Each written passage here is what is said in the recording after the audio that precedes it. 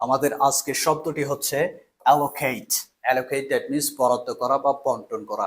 আমরা প্রেজেন্ট ইনডিফিনিটের উপরে অ্যাক্টিভ বাক্য করব এবং প্যাসিভ বাক্য করব, অর্থাৎ এই ভার্বটাকে আমরা দুই জায়গায় ইউজ করব, প্রেজেন্টের অ্যাক্টিভে এবং প্যাসিভে।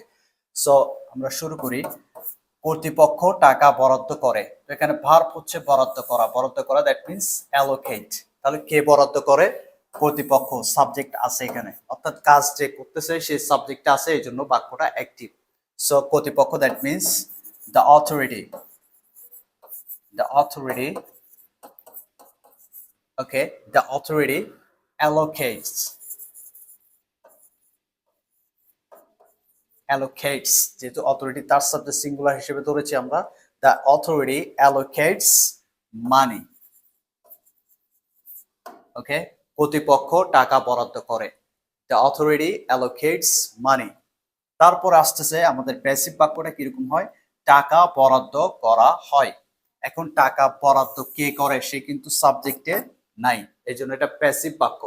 এখানে সাবজেক্ট আছে কিন্তু এটা হচ্ছে বাক্যের সাবজেক্ট, কাজের সাবজেক্ট নাই। সো টাকা বরাদ্দ করা হয়, আমরা এখানে বাক্যের সাবজেক্ট কি আছে? মানি। মানি প্রেজেন্ট ইনডিফিনিটিভ প্যাসিভ স্ট্রাকচার হচ্ছে সাবজেক্ট, এম ইজ আর ভি3 অর্থাৎ ভার্বের past participle form. So money is allocated.